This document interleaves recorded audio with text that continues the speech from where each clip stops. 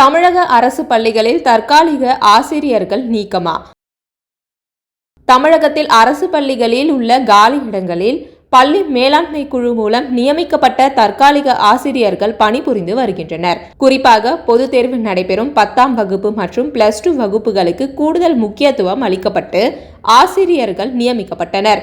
இந்நிலையில் டிஆர்பி மூலம் தேர்வு செய்யப்பட்ட முதுநிலை ஆசிரியர்கள், உடற்கல்வி இயக்குனர் மற்றும் கணினி பயிற்றுநர்கள் என மொத்தம் 1996 பேருக்கு முதல்வர் ஸ்டாலின் பணி நியமன ஆணைகளை வழங்கி அவர்கள் பணியில் சேர்ந்துள்ளனர். இதனால் 10 மற்றும் 12ஆம் வகுப்புகளுக்கு பாடம் எடுத்து வரும் தற்காலிக ஆசிரியர்கள் விடுவிக்கப்படும் நிலை உள்ளது. அடுத்த மாதம் பொதுத் தேர்வு நடைபெற உள்ள நிலையில் மாணவர்களின் கல்வி பாதிக்காத வகையில் தமிழக அரசு தக்க நடவடிக்கை எடுக்க வேண்டும் என பெற்றோர்கள், கல்வி ஆர்வலர்கள் கோரிக்கை விடுத்துள்ளனர். இது குறித்து அவர்கள் கூறும்போது, தற்போது 1996 ஆசிரியர்கள் நியமனம் செய்யப்பட்டுள்ளதால் இவர்கள் பணியில் சேர உள்ள இடங்களில் பணிபுரிந்த தற்காலிக ஆசிரியர்கள் விடுவிக்கப்படும் சூழல் ஏற்பட்டுள்ளது.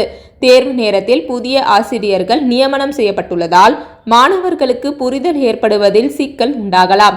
மேலும் கவன சிதறல் ஏற்படவும் வாய்ப்புள்ளது.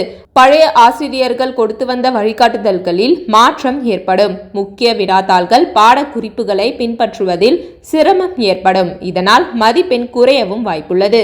எனவே தற்காலிக ஆசிரியர்களுக்கு நடப்பு கல்வியாண்டு முடியும் வரை பணி நீடிப்பு வழங்க வேண்டும்.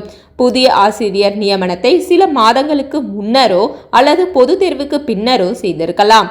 தேர்தலை மையப்படுத்தி தமிழக அரசு புதிய ஆசிரியர் நியமனத்தில் தீவிரம் காட்டியது தெரிகிறது.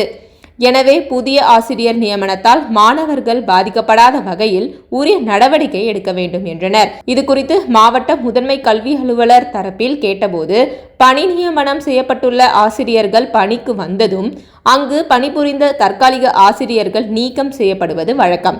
தற்போதைய சூழல் குறித்து அரசுதான் முடிவெடுக்க வேண்டும் என்றனர்.